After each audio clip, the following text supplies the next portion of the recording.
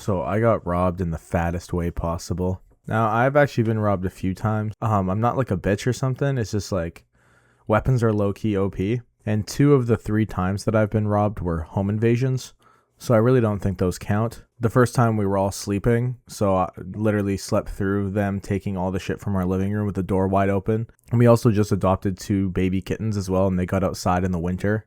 Like, some people really just don't give a shit about what you got going on. The second home invasion, we weren't home, but they had taken my Jordan 12s, and I stopped caring about sneakers at that moment, so they probably saved me a lot of money in the long run. But they took a jewelry box that they had seen from our window. We calculated it. They saw from the side of our house this jewelry box in my parents' bedroom because the blinds were up, and boom, they busted down the door, took the box, and must have seen the 12s on the way out and thought, need that. But this time's going to be about when I was robbed in person, outside, and actually conscious of my possessions being taken away.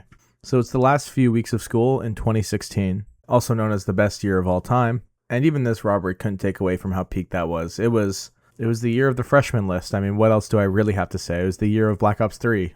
Need I explain more? So after school, me and my friends are playing basketball at the court, just at an outdoor court, you know? The hoops had no nets in them, so if you swished it, you're going to be chasing your ball onto a field. You know, just classic childhood stuff, man. Everyone's bikes are pulled up on the side, except for mine and a buddy of mine. We didn't bring our bikes because we lived close. We're chilling, having a ball. It's me and probably 6, 7 other guys just balling up, you know. Now I do what I want, just playing horse. I swear the sun felt better. Your shoes on your feet just felt better, unless you're me because I was obese and probably breaking through them or something. But I bet for everyone else they felt lit. Anyway, just like, you know, everything, the air of 2016 was just better. I don't know, maybe it was probably the exact same. It's just, you know, I pay bills and shit now, so it sounds really sweet. So we're hooping up for a while, you know. I'm big bodying people playing center. Others are basically witnessing me playing against them instead of actually playing against me because of just how, you know, sick I was at the game. So after playing for a little while, these 2 guys pull up on us. 2 guys that's from our school, but we don't see them often because they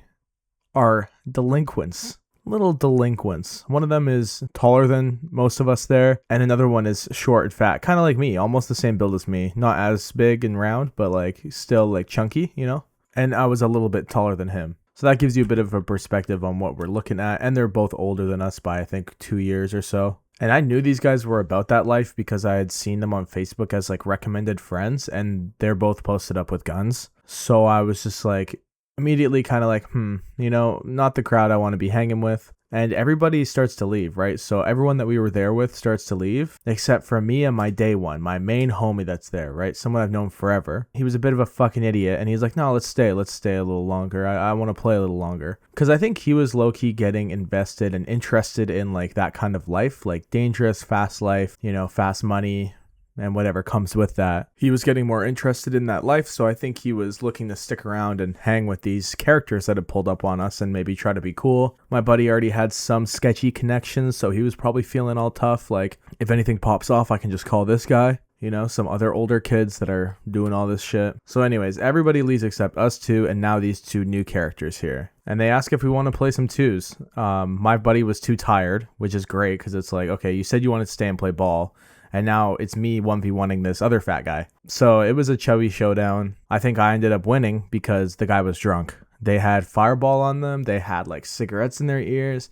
And you could see that there was like they had like some sort of baton thing in their pocket, right? And I hadn't been around too many drunk people. I mean, I was only 15 at the time.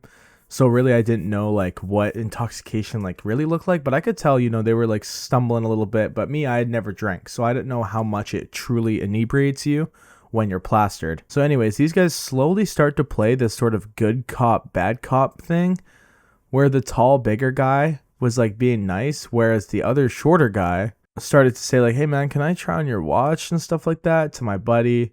He's like, hey, let me see your phone. And then before we knew it, man, it was all out just like, give me your shit, right? And this is in my hometown, right? Which is like a mini Toronto in BC. You know the place if you live here in Canada or just know of this place that I grew up in. But these guys are almost talking like the Toronto Mandem voice. They're like, yo, give me your shit, yo, you know, like just the corny accent. Meanwhile, we're getting fucking robbed by basically nothing because he hadn't pulled out his baton or whatever I had seen in his pocket. It just looked like a long stick. So I wasn't really trying to mess with that, but they were threatening us with the fireball bottle. The one kid was, the short kid, because the big guy's still kind of being like, oh, chill, bro, it's all good. And he's kind of laughing and just like playing with his food a little bit. And so the reason that this is the fattest robbery ever is because when you grow up as a fat kid, you can be like one of a few archetypes, I believe. You can be a fat comedian, you can be a fat hoodmans, or you can be a fat bitch.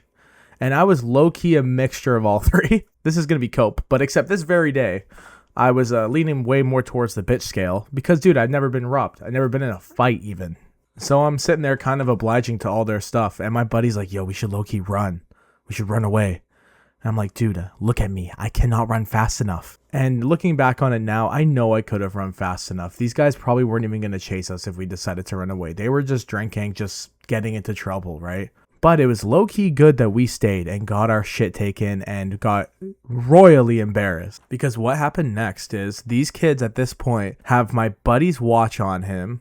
He spat on my friend. They have me laying on the ground while they're recording me on my own phone. It's pure, like, the worst type of embarrassment. The shit that if it was live on IG and my school witnessed, dude, I'd probably end it. I'm just kidding. I would never do that. But still, like, it was bad, man. We were getting robbed basically without any sort of retaliation because I had heard stories about these kids. I'd seen this kid post up with guns on Facebook.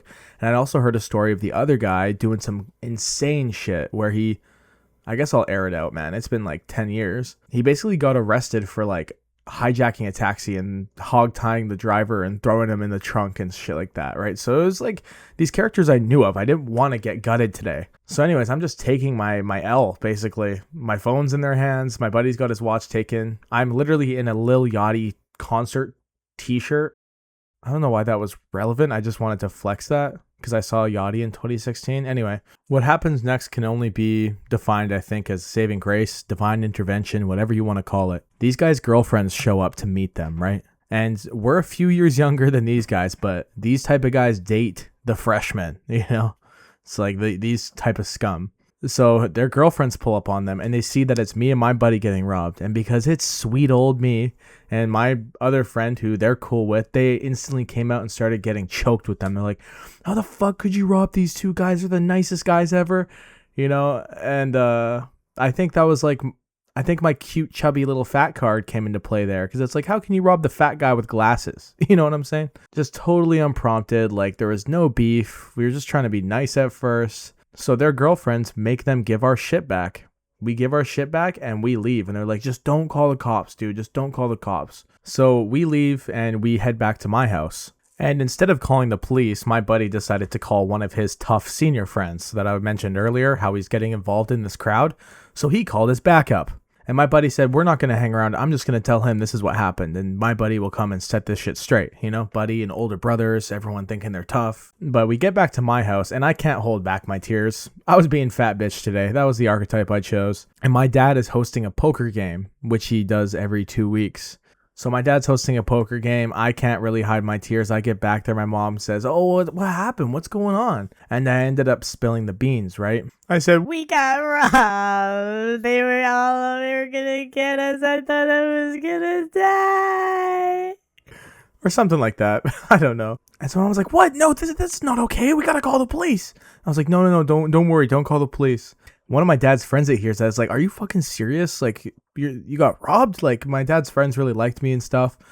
And they'd had a few drinks, I guess. So this one friend of his felt that he could walk over to the school that we were playing basketball at and go see what happened.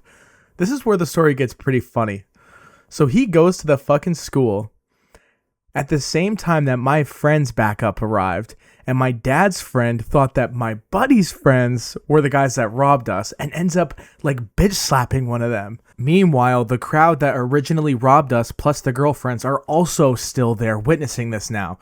So there's 3 different parties all there for the same situation, but there was some friendly fire going on, some unknown friendly fire. And off of that scuffle, another witness had called the police from seeing that. So police did end up there anyways. And now we'll be known as the kids that ended up calling the police after getting robbed by these two in high school. And word did get out. So after the night's over, we go to school the next day. All we hear is, yo, I heard so-and-so jumped you. I heard so-and-so jumped you. And we just kind of had to take that on the chin. Of course, everyone was still pretty cool with me in school. I didn't have any enemies. No one wanted to put me down. So people just kind of like would roast me about it like a homie. And then others would be like, I'm sorry that happened.